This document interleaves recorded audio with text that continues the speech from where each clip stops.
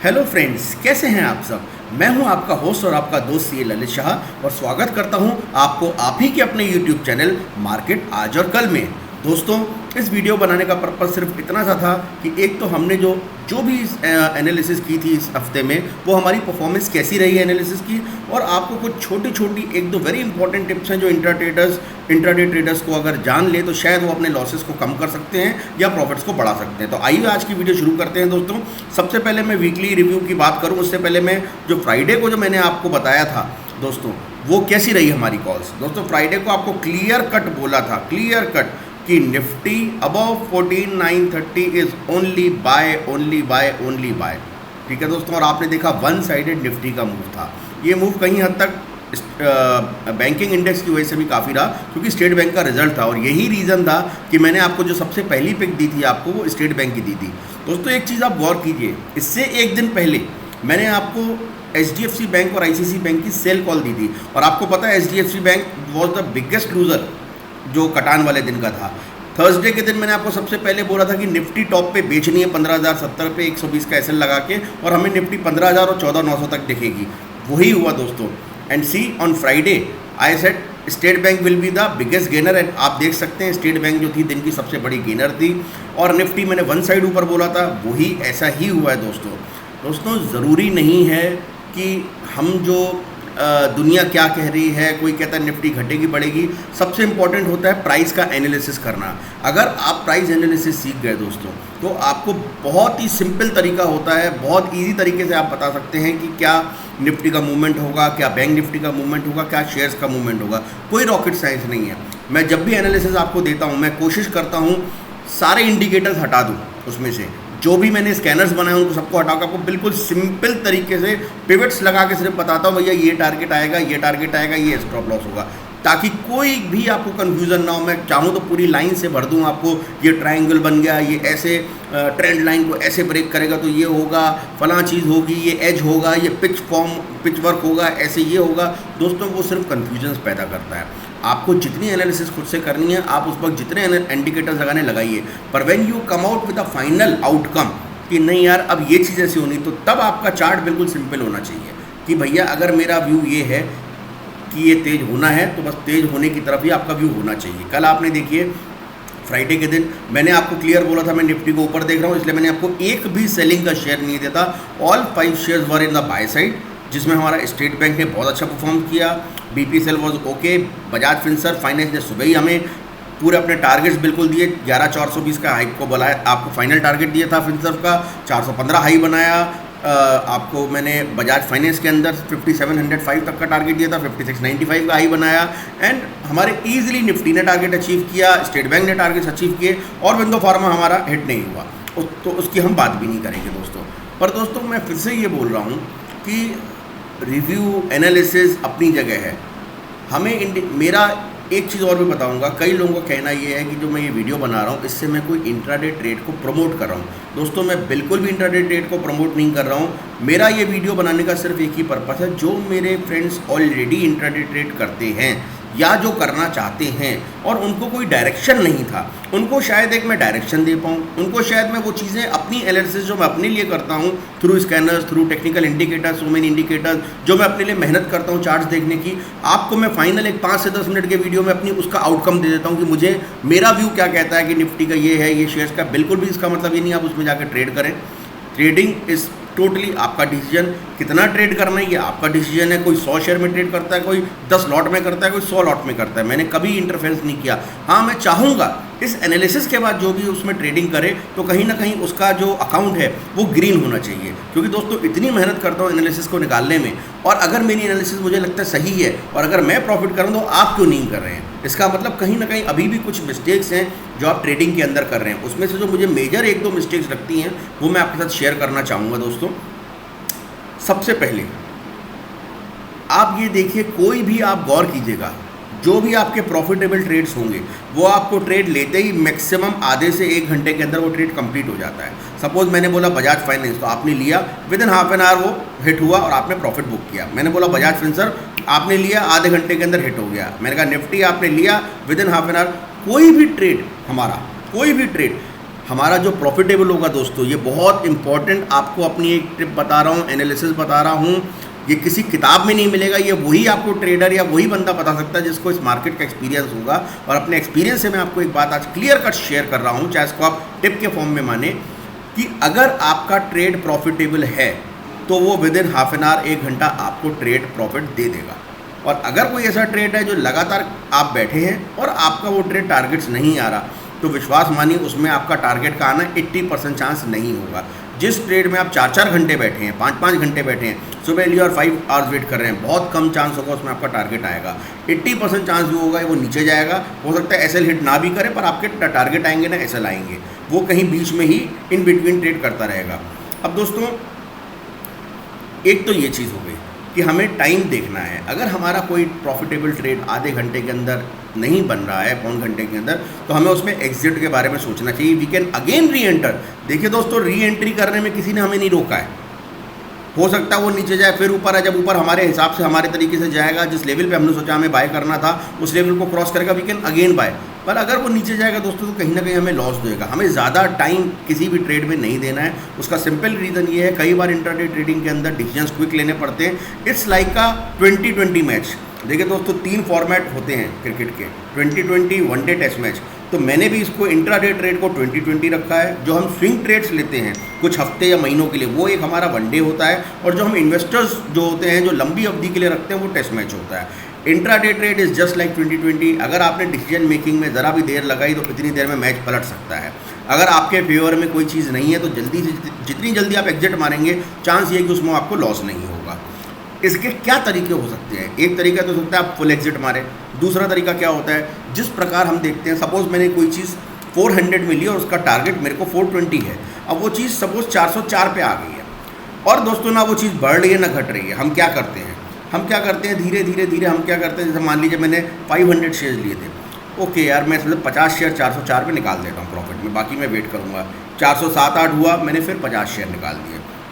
410-12 हुआ, मैंने फिर 50 निकाले। और ऐसे करते करते मैं प्रॉफिट तक अगर जाता है तो मेरे को ये होता है कि मेरे कुछ शेयर्स निकलते जा रहे हैं, तो आई एम कॉन्फिडेंस कि कहीं से अब ये नीचे भी जाएगा तो मेरी कॉस्ट ऑफ जो उसकी जो परचेजिंग थी वो कम हो जाती है। तो हो सकता है वो टारगेट आता है तो हमें प्रॉफिट थोड़ा बहुत कम होगा, पर वी आर कॉन्फिडेंस कि हमें लॉस नहीं होगा बड़ा। पर दोस्तों, क्या हम ऐसा ही चीज़ जब शेयर हमारे प्राइस से नीचे चलता है, सपोज मैंने इसका 390 या 380 का एसएल लगाया है और टारगेट से 420 का था, 390 का मेरा एसएल था। अब ये लेते ही 404 के बदले ना आके 396 पे ही खड़ा हुआ है और 96, 97, 98, 95, 98, 99 ऐसे करके चल रहा है। 395 to 400 के बीच में चल रहा है और हाफ एन आवर से ज़्यादा हो गया है। अब दोस्तों, मैंने आपसे बताया जितना ज़्यादा टाइम अगर आपको ट्रेड लगा रहा है तो चांस ये है आपके फेवर में वो ट्रेड नहीं होने वाला है। एक तरीका तो ये हमने एसएल लगाया है, we should wait till the SL और हम छोड़ दें। पर जिस प्रकार हम प्रॉफिट में, जब हमें लगता है मैंने 420 का टारगेट लगाया था और कोई चीज़ 410 पे आ गई है तो हम 40% बुक कर लेते हैं, 30% कर लेते हैं। 412 आया, 415 आया, वी कैन बुक 60-70%। क्या इसी प्रकार हम स्टॉप लॉस भी नहीं कर सकते हैं? कर सकते हैं दोस्तों। अगर मेरे को लगता है कि कोई शेयर 396, 97 यहीं पे चल रहा है, ना ऊपर जा रहा है ना नीचे जा रहा है, तो मैं क्या सबसे पहले करूँगा, जैसे हम प्रॉफिट में करते हैं, एक काम करते हैं 30, 40, 50 शेयर 10% में भी 500 लिए थे, 50 शेयर 397 या 98 में 2 रुपये नीचे निकाल देते हैं। अब क्या होगा दोस्तों, अगर वो बढ़ता है, सपोज जो हमने सोचा था टारगेट जाता है, तो मेरे पास 450 शेयर्स हैं, उनमें मेरे को प्रॉफिट आएगा। 50 में 2 रुपये का लॉस होगा, वो उसको सेट ऑफ हो जाएंगे। और सपोज अगर वो और नीचे जाता है दोस्तों, अब वो 396 के बाद उसने 395, 394 पे आ गया, 94 के करीब चल रहा है। अब मेरे को क्या लग रहा है, 90 में मेरा एसएल है। ठीक है दोस्तों, मुझे लगता है नहीं, मैं तो एसएल का वेट करूंगा, हो सकता है फिर से ऊपर जाए, कोई बात नहीं, आप वेट कीजिए। पर जिस प्रकार हम प्रॉफिट्स में थोड़ा थोड़ा बुक करते हैं, 394 में भी आप 100 शेयर्स और निकाल दीजिए, 100 शेयर्स और निकाल दीजिए। क्या होगा आपको कि अब अगर आपका ऊपर भी जाएगा तो आपके पास 350 शेयर है प्रॉफिट कमाने के लिए, जो इन 150 शेयर का थोड़ा थोड़ा लॉस भी कवर कर देंगे और आपको प्रॉफिट भी देंगे। और अगर कहीं वो स्टॉप लॉस हिट होगा तो जो आपको बड़ा 5000 रुपये का लॉस होने वाला था, हो सकता है वो लॉस 2,500-3 हज़ार में ही कन्वर्ट हो जाए। तो मैं जिस प्रकार हम प्रॉफिट थोड़ा थोड़ा करके बुक कर सकते हैं अपने टारगेट्स में जाने के लिए, इसी प्रकार दोस्तों एसएल से पहले हम थोड़े थोड़े शेयर, अगर हमें लगता है वो हमारे ट्रेंड के अगेंस्ट चल रहा है, मैंने लिया था, बाय किया था और वो नीचे गिरता जा रहा है, तो थोड़ा थोड़ा करके मैं उसका माल, मैं कभी नहीं कहूँगा पूरा बुक कीजिए, क्योंकि आपने एसएल लगाए ही इसलिए कि अल्टीमेटली उसको ब्रेक करेगा तब वो शेयर बिल्कुल वीक होगा। जब तक उसको ब्रेक नहीं करता शेयर तो ऊपर नीचे चलेगा। पर दोस्तों, ये एक तरीका है जिससे आप अपने लॉस को कम कर सकते हैं। और once that share is again in your direction, से वो 404 हाईएस्ट पॉइंट को तोड़ के फिर से 5 पार करता है, आप फिर से 150-200 और शेयर खरीद लीजिए। किसी ने रोका थोड़ी ना आपको कि आपने 4 रुपये में बुक किया था तो आप 6 रुपये में और नहीं खरीद सकते हैं। पर दोस्तों कहीं ना कहीं जब आपका डायरेक्शन सही पकड़े शेयर, तब आप मैक्सिमम क्वांटिटी में काम कीजिए। जब डायरेक्शन अगेंस्ट जाए या कहीं पे रुक जाए तो आप जितना हो सके उसकी क्वांटिटी को कम करते जाइए जिस क्वांटिटी में आपने काम किया है। बेसिकली क्वांटिटी कम करने से ये होगा कि आपका लॉस कम से कम होगा, बस इतना होगा दोस्तों। एक सवाल ये भी है कि जो लोग फ्यूचर में ट्रेड करते हैं वो कैसे कर सकते हैं? कैश वाले तो कर लेंगे, तो उसका भी सिंपल तरीका है दोस्तों। सपोज मैंने एक स्टेट बैंक का लॉट है, मैंने 1500 का लॉट खरीदा और वो 404 में है। What should I do? मैं तो 420 के लिए रुका हूँ। अब यहाँ पे अगर मेरे पास 1500 शेयर होते और सपोज मेरे को 150 शेयर पे प्रॉफिट बुक करना होता, तो ये चीज़ मैं स्टेट बैंक में भी कर सकता हूँ। मैं स्टेट बैंक के कैश में शेयर 150 बेच दूंगा 404 पे। क्या होगा अगर वो नीचे आएगा, मान लीजिए मेरे स्टॉप लॉस की जगह पे, ठीक, तो मेरे 1500 शेयर का एक लॉट कट जाएगा, जो 150 मैंने बेचे थे वो मैं खरीद लूँगा, तो मेरे को लॉस 1350 शेयर में ही होगा। और अगर मेरा कहीं ना कहीं वो शेयर ऊपर जाता है 420 पे, तो मेरे बचे हुए 1350 शेयर पे प्रॉफिट होगा। वो 150 शेयर का मैं वहाँ जो मैंने बेचे थे खरीद लूँगा, और जो 150 मेरे F&O में शेयर्स थे वो मैं पूरा 1500 का लॉट बेचूंगा, तो वो सेट ऑफ हो जाएगा। जो उसमें लॉस होगा 150 का, तो मेरे को प्रॉफिट 1350 शेयर में ही होगा। तो इस प्रकार दोस्तों हम अपने लॉसेस को कम कर सकते हैं।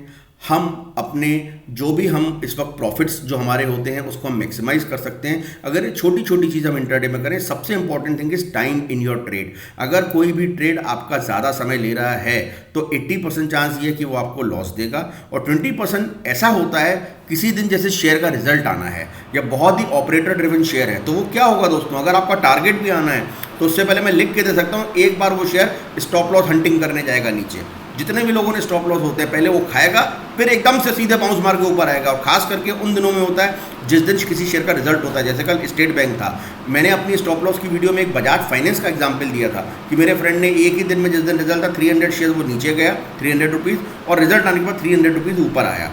तो दोस्तों जिस दिन रिजल्ट होता है उस दिन वॉलेटिलिटी ज़्यादा होती है, या ऑपरेटर ड्रिवन कोई शेयर है तो वो स्टॉप लॉस की हंटिंग करता है, स्टॉप लॉस जैसे ही खाता है एक झटके में शेयर बढ़ जाता होगा। पर कोई दिक्कत नहीं दोस्तों, इस वजह से हम स्टॉप लॉस लगाना नहीं छोड़ेंगे।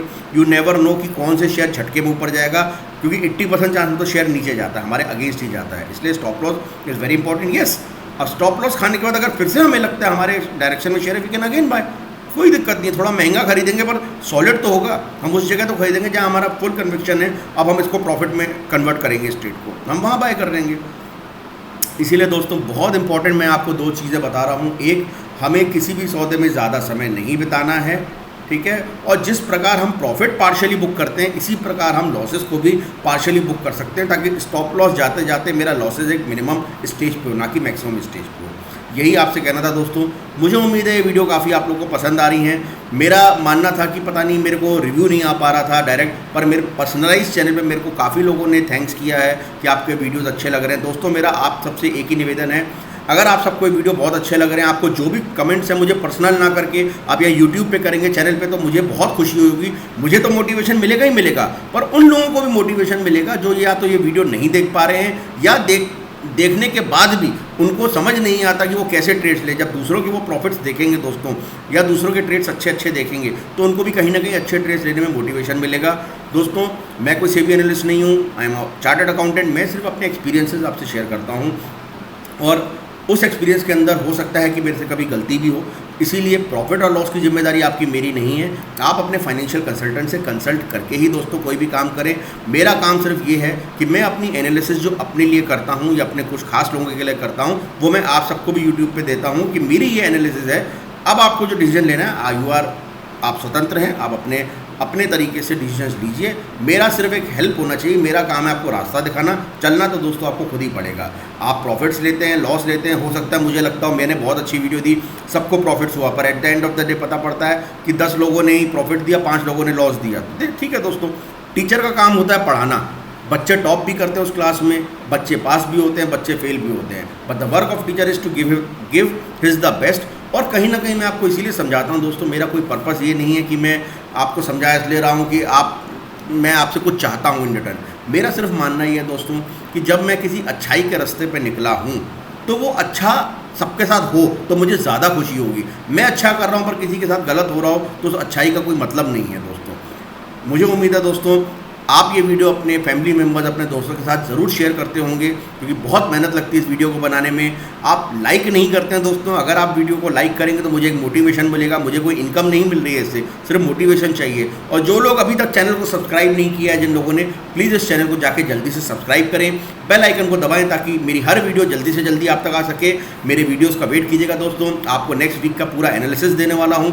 कौन सा सेक्टर ऐसा है जो मुझे लगता है नेक्स्ट वीक परफॉर्म कर सकता है, उसके बारे में बताने वाला हूँ। और मंडे का एक ट्रेड एनालिसिस देने वाला हूँ कि मुझे क्या लगता है Nifty, bank Nifty view and कुछ शेयर्स के एनालिसिस जो मुझे लगता है मंडे को ब्रेकआउट या ब्रेकडाउन के शेयर्स होंगे।